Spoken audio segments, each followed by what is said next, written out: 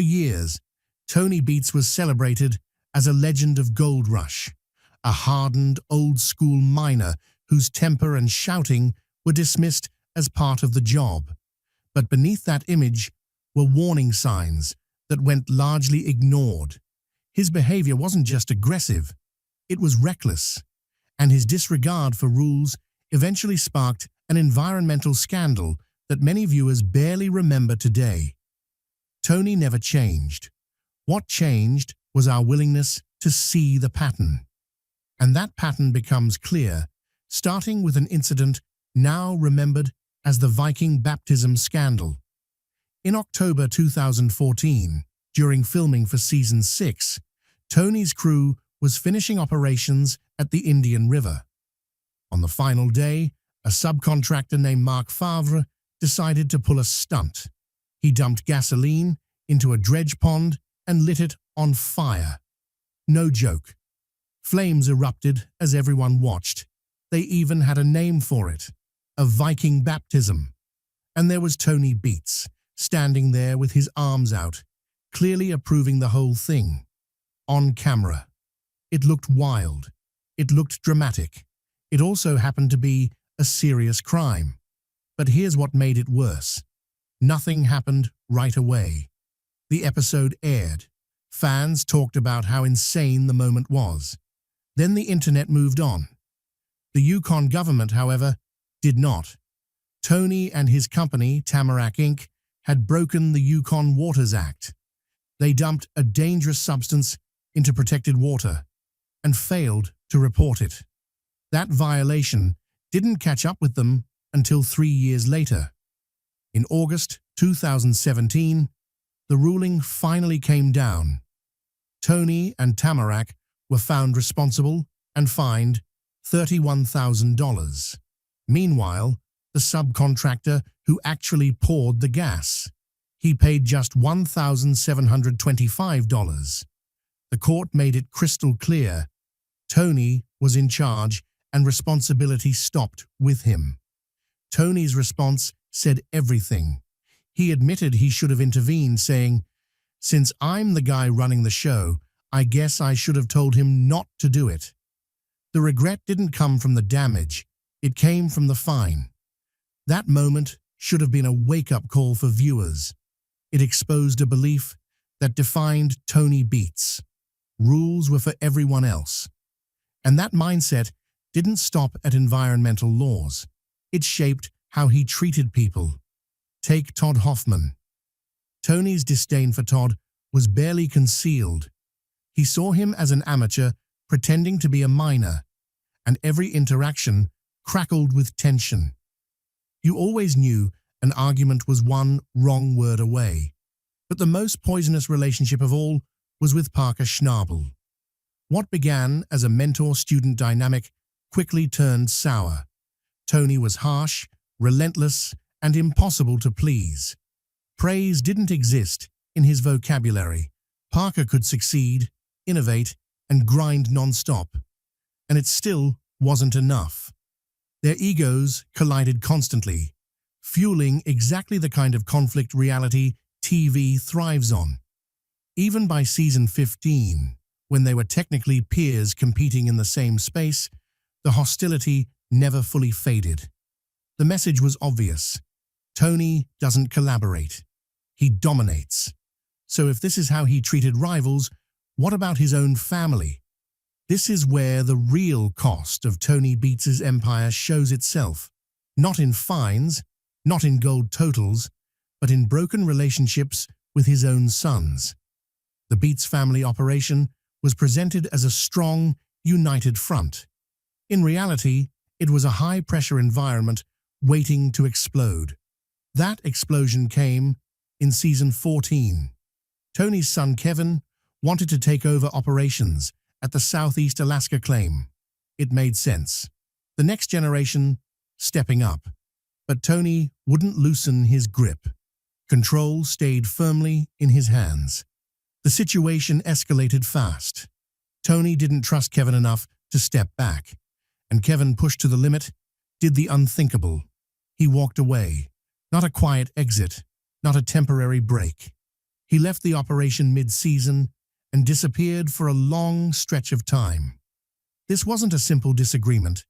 It was a son choosing his sanity over staying trapped under his father's authority.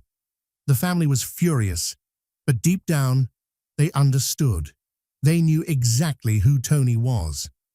Kevin eventually returned in season 15 after taking an entire year off to escape his father's shadow. But nothing had changed. He was still fighting for scraps of independence, still trying to earn approval that never came.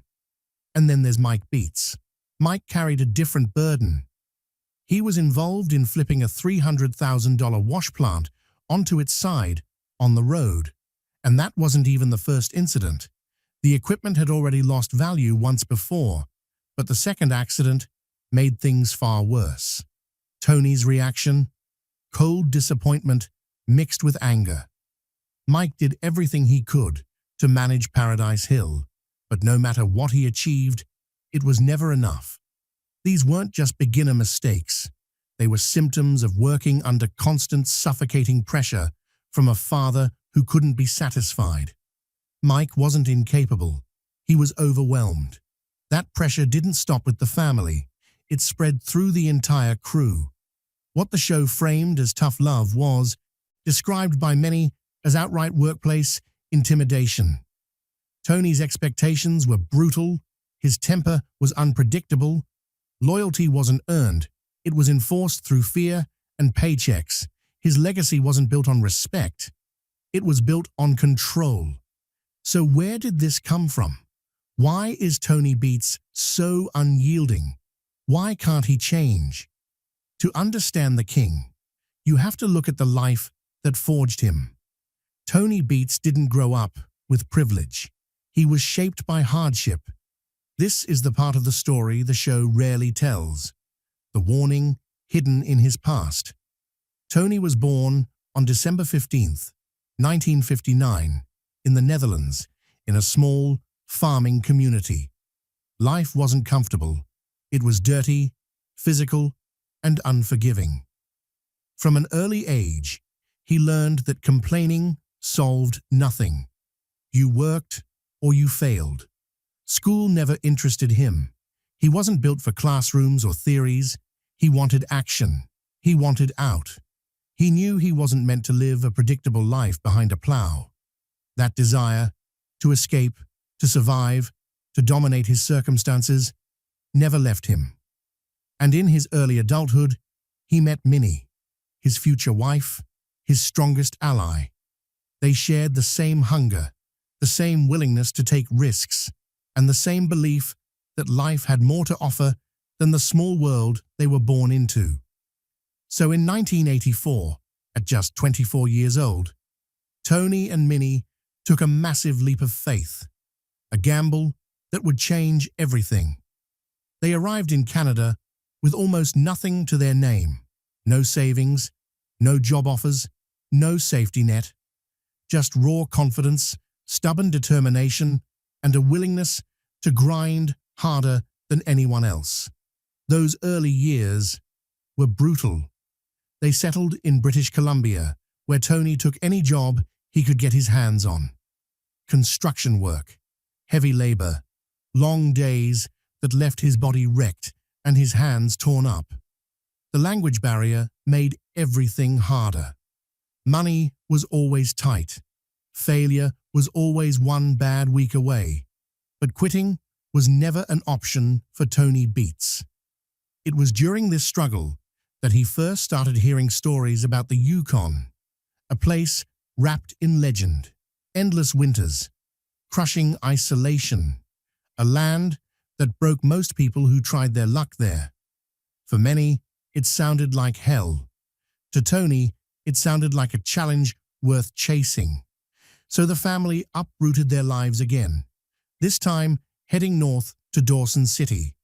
And there, Tony hit rock bottom in the mining world. He wasn't a boss. He wasn't a name. He was just another worker, grinding for established outfits, learning everything from the ground up. He ran machines, pulled exhausting shifts, and absorbed every lesson he could. In the frozen dirt of the Yukon, the farm kid from the Netherlands finally found the thing he was built for. He was relentless, 7 days a week, 14 hours a day, no shortcuts, no excuses. Dirt movement felt natural. Heavy equipment made sense to him in a way few people ever experience. Not everyone can live that way, but Tony could. At the same time, he and Minnie were building more than a business. They were raising a family, 4 children, Kevin, Monica, Mike, and Bianca. Tony passed down the same philosophy he lived by. Nothing is given. Everything is earned.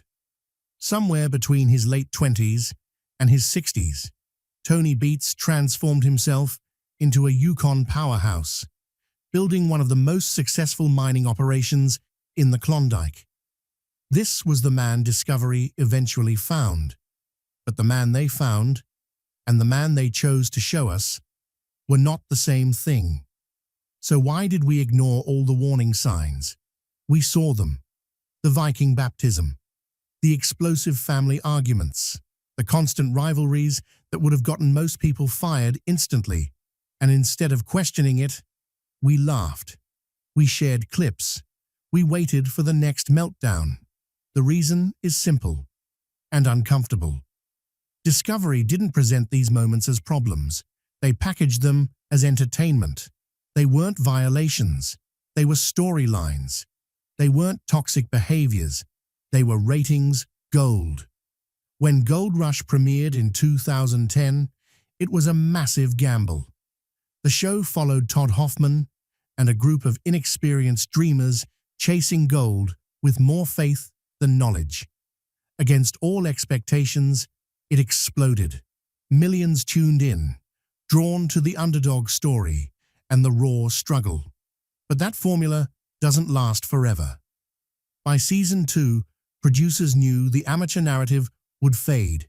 They needed tension. They needed conflict. They needed someone real, someone formidable to clash with the dreamers. Enter Tony Beets.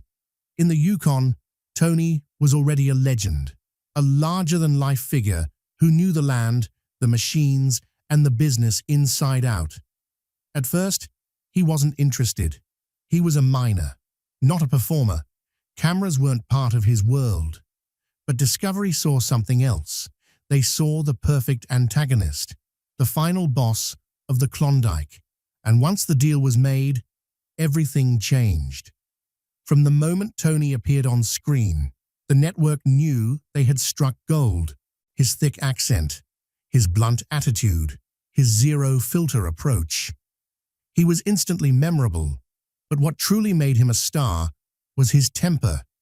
Editing did the rest. Every argument was amplified. Every outburst got dramatic music and reaction shots. A short disagreement could be stretched into a season-long feud. Tony wasn't just mining gold. He was mining conflict. And here's the genius of it. Discovery didn't hide his flaws. They sold them. His yelling became authentic. His volatility became proof he was real. This wasn't a boss with anger issues. This was an old-school miner doing things the hard way. His flaws became his brand. That's why nothing ever changed. Tony's behavior wasn't a problem for the network. It was the product. When he screamed, ratings climbed. When he clashed with his kids, social media lit up. Conflict meant engagement. Engagement meant money. Expecting Discovery to step in would have meant asking them to kill their own cash cow. It was never going to happen. Worse than that, the show normalized it. Week after week, viewers were taught that fear, intimidation, and emotional pressure were just part of real mining culture. And we accepted it. The result? An empire. Gold Rush didn't just survive, it multiplied. Spin-offs everywhere. Whitewater, Parker's Trail, The Dirt. It became Discovery's longest-running, most profitable franchise, defining the channel for over a decade. And here we are now, years later, still watching the same man who built his fortune from frozen mud. But the cost was never professional. It was personal. Tony Beets didn't lose his empire. He lost pieces of his family. We've watched his relationships with Kevin and Monica fracture under pressure. We've seen them walk away, push back, and look completely drained. His crews often appear loyal not out of respect, but out of fear or necessity. Some viewers still think there's a hidden twist, that it's all fake, that the drama is manufactured, that maybe we're missing something. But the truth is simpler. Tony's operation is real. His machines are real. His gold is real. And so is the damage. And this is where the story gets uncomfortable, because it forces us to look inward as viewers. Tony Beets didn't suddenly become this person because of television. The cameras didn't invent his personality. What they did was amplify it, reward it, and freeze it in time. Over the years, the character of Tony Beets stopped being a man and started becoming a myth. And myths don't change. They don't grow. They don't apologize. They double down. The longer the show ran, the more trapped Tony became inside the version of himself that audiences expected. The shouting, the explosions, the absolute refusal to bend. Any softening would have broken the image, and breaking the image would have broken the brand. So instead of evolving, Tony hardened. Every season reinforced the same message. Domination works, control works, fear works, and if it works, why stop? That mentality might build an operation, but it slowly erodes everything underneath it. Look closely at how conversations around Tony have shifted over time. Early seasons framed him as intimidating but admirable. Later seasons leaned into exhaustion. Crew members stopped arguing back. Family members stopped pushing as hard. Not because they agreed, but because resistance was pointless. The energy drained out of the room before words were even spoken. That's not respect. That's survival. And it's why so many moments involving Tony feel less explosive now and more hollow. The yelling doesn't shock anymore. It just lingers. It hangs in the air, heavy and unresolved. Even when Tony is right, and often, technically, he is, the delivery poisons the message. Advice turns into humiliation. Expectations turn into ultimatums. Leadership turns into command and control. The irony is that Tony built everything to avoid weakness.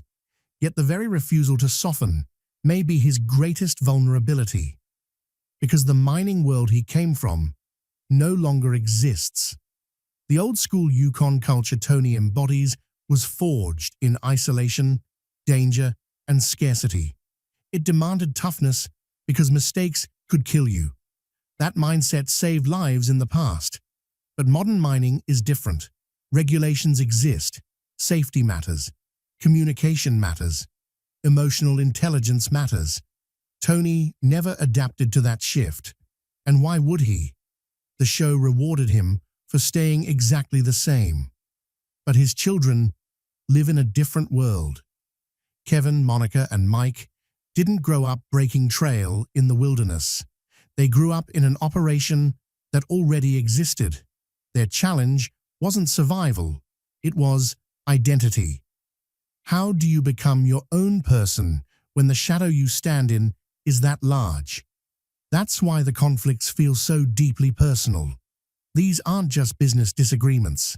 They're existential battles over autonomy, validation, and self-worth. Every time Tony shuts them down, it reinforces a painful truth. In his world, love is conditional on performance, and performance is never enough. That kind of environment doesn't just strain relationships, it reshapes people. It teaches them to associate worth with output, silence with safety, approval with survival. You can see it in their faces, in the pauses before they speak, in the way arguments trail off instead of exploding. They've learned the rules. And then there's the audience. Because none of this exists in a vacuum. We tuned in every week. We clipped the meltdowns. We laughed at the outbursts. We debated whose side we were on like it was a sports rivalry. We turned real people's pain into entertainment. And the algorithm rewarded us for it. The truth is, Gold Rush didn't just document Tony Beets. It shaped him. Reality TV doesn't create behavior, but it selects for it. It elevates extremes. It filters out nuance. It teaches participants what gets airtime and what gets cut. Over time, that feedback loop becomes impossible to escape. By the later seasons, Tony wasn't just mining gold. He was performing Tony Beets, and that performance became a prison. Because once you're branded as the unstoppable tyrant of the Klondike, softness becomes weakness, reflection becomes failure, change becomes betrayal of the image, the audience, and the legacy. So when people ask, why doesn't Tony change? The answer might be simpler than we think. He can't. Not without dismantling the very persona that built everything he has. And that's the final tragedy of this story. Tony Beets succeeded beyond what most miners could ever dream of. He beat the odds. He conquered the Yukon. He built an empire from nothing. But empires demand sacrifice. And sometimes the cost isn't paid in money or fines or equipment losses. It's paid in distance, in silence, in strained conversations that never quite heal. The gold is real. The success is real. And so is the damage left behind. So when the cameras eventually stop rolling, and they always do, the question won't be how much gold Tony Beets pulled from the ground. It'll be what's left standing when the noise fades. That's the real measure of a legacy. And that's the part no show can edit away. The gold came at a price, and that price may have been his relationships, his reputation, and the people closest to him. So, what do you think? Is Tony Beets a hard-earned legend or a workplace tyrant amplified by reality TV? Let us know in the comments. Hit like, subscribe, and we'll see you in the next one.